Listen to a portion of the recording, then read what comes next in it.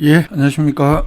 예, 해월 최시영 선생 동학 2대 교주인데요. 예, 센터터 사유지를 매입할 수 있게 됐다는 소식인데요. 예, 그렇습니다. 그저께 28일 날 개회한 제272회 경주시 의회, 경주시가 부의한 이 황호동 227-2번지 이런 토지와 건물 매입을 빼도록 하는 경주시 공유재산 관리 계획 변경안이 어제 시의회 문화도시위원회에서 통과가 됐습니다.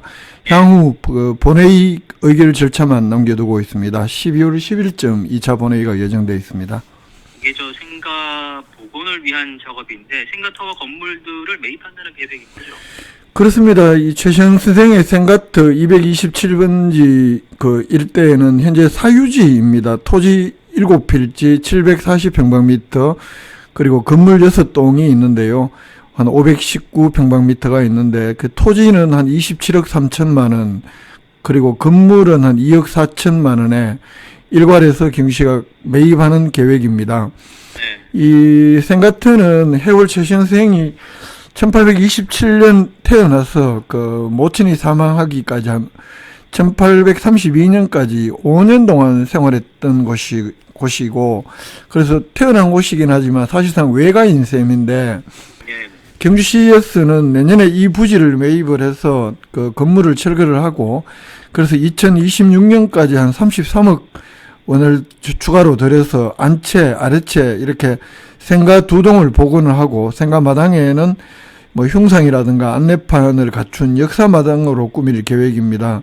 경주시에서는 이런 토지 매입비, 건물 구입비, 철거비, 또 생가 조성비 총 73억 5천만 원 예산이 들어갈 것으로 추정을 하고 있고 내년에는 일단 국비 5천만 원 지원을 정부에 요청을 해놨고요. 또 경시 자체 예산 한 20억여 원 정도 편성을 해서 내년부터 토지 매입 절차에 들어갈 계획입니다. 이 해월 선생의 생가 복원은 2018년 이후, 그러니까 준하경 시장이 취임한 이후부터 좀 본격화된 것 같아요. 그렇습니다. 준하경 시장이 2018년에 취임을 하고 그 이듬해 2019년 10월부터 이 신라문화유산연구원에 의뢰해서 이 최신생 생가터 정비 및 활용 기본 계획 수립 작업을 시행을 합니다. 물론 그 전에 시민단체들의 요구가 있었습니다만 경시가 행정적으로 예산을 들이고 또 이걸 어떻게 활용할지 이런 활용 기본 계획 수립 작업을 본격적으로 시행한 것이 준하경 시장 취임 이후다 이렇게 볼 수 있고요. 네. 그래서 경주시 의뢰로 이 기본 계획 수립을 했던 신라문화유산연구원에서는 2020년 연구 결과를 발표하면서 이번에 경주시가 하겠다는 이 계획안대로 사유지를 매입한 다음 건물을 철거하고 생가를 복원하자. 그래서 생가마당은 역사마당으로 꾸미자. 이런 방안을 제시를 했었고요. 당초에 경주 지역 시민사회단체에서는 그 인근에 있는 옛 동학수련은 또 그 앞쪽에 있는 상가까지 매입을 해서 이 전체적으로 동학기념공원으로 조성하자. 이런 방안을 요구를 했었습니다. 예컨대 동학수련원이 1919년 3.1 만세운동을 앞두고 이 전국의 만세운동을 고창하기 위한 전국 9개 특별 기도처 가운데 하나였던 것으로 드러나면서 우리나라 독립운동사에서 역사적 의미가 매우 큰 장소이기 때문에 그렇습니다. 경주에서 이 3.1 만세운동을 벌였던 경주 당시의 노동리교회, 지금 제일교회하고 이 천도교 간에도 어떠한 연계가 있었지 않을까 이런 추정만 할 뿐이긴 합니다만 어쨌든 또 다른 의미의 독립운동사에서 굉장한 역사적 의미가 있는 장소이기 때문에 전체를 동학기념공원화하자 이런 안까지 제시를 했었습니다만 이 앞에 또 사유지 동학수련원까지 이렇게 매입할 경우에는 예산이 너무 많이 들기 때문에 이건 좀 장기 검토 과제로 남겨두자는 것이 신라문화유산연구원의 기본계획 수립 때 나온 계획이었고 그래서 이번에 1단계로 생가터를 매입해서 이 생가 복원을 통한 역사문화자원의 상징성 회복에 우선 주안점을 둔 것으로 보이고 또 경시도 여기에 동의를 한 것으로 보입니다. 일단 생가 복원을 위한 첫걸음마를 이제 본격적으로 시작을 하긴 하지만 장기적으로는 이 구 동학수련원까지 매입을 해서 이 일대의 기념공원화하면 도심 속에 또 하나의 중요한 관광 자원이 되지 않을까 뭐 이런 기대는 있는데요. 이 부분은 여전히 과제로 남는 셈입니다.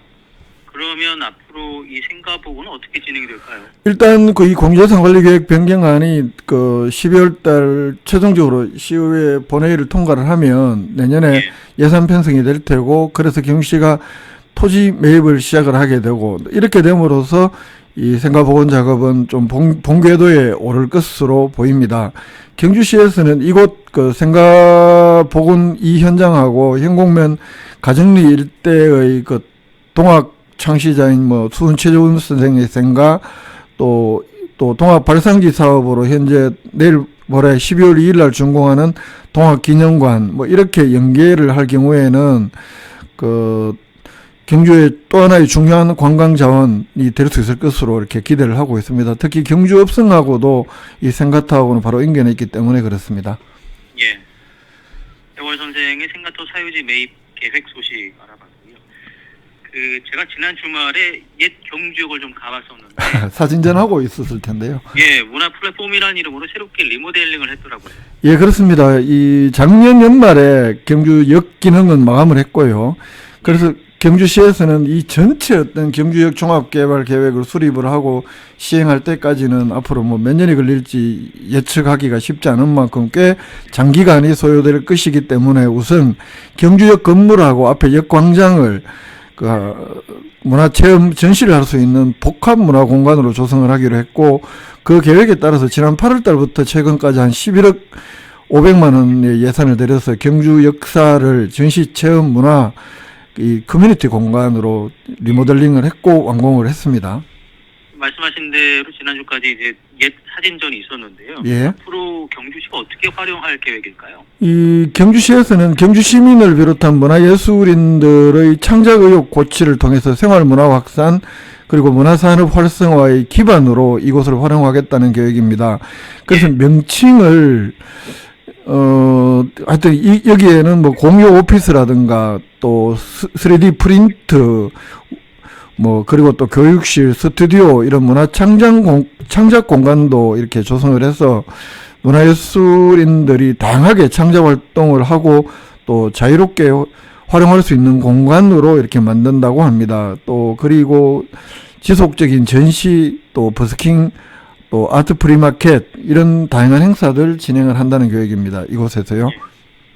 명칭도 바뀌었어요. 여기 예. 경주문화관 1918? 1918.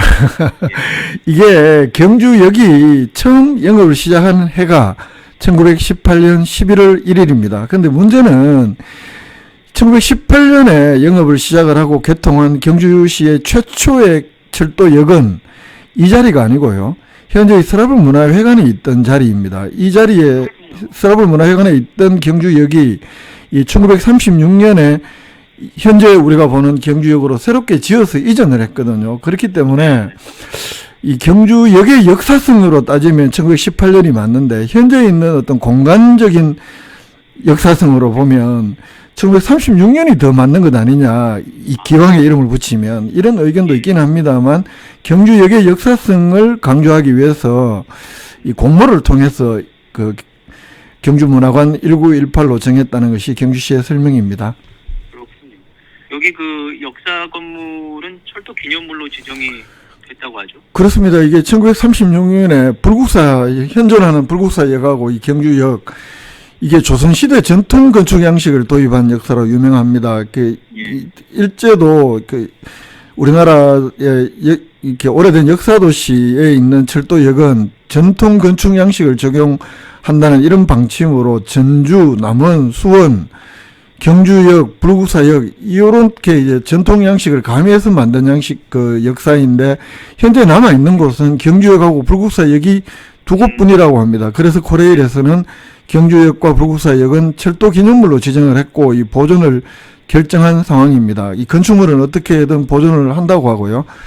어쨌든 이번에 복합문화공간을 조성한 것을 기념을 해서 경주시에서는 12월 2일 오후 5시부터 그 개관을 기념하는 가수 공연도 있고 또 특별 전시 행사 이런 다양한 기념 행사를 개최합니다. 100년 역사가 된 포항역이 사라진 것을 보면 경주역이 이렇게 탈바꿈한 것이 내심 좀 부럽게 느껴지네요. 각각 도시에 맞게 활용을 하겠죠. 예, 경주 지역 소식 살펴봤습니다. 김종득 기자였습니다. 고맙습니다. 예, 고맙습니다.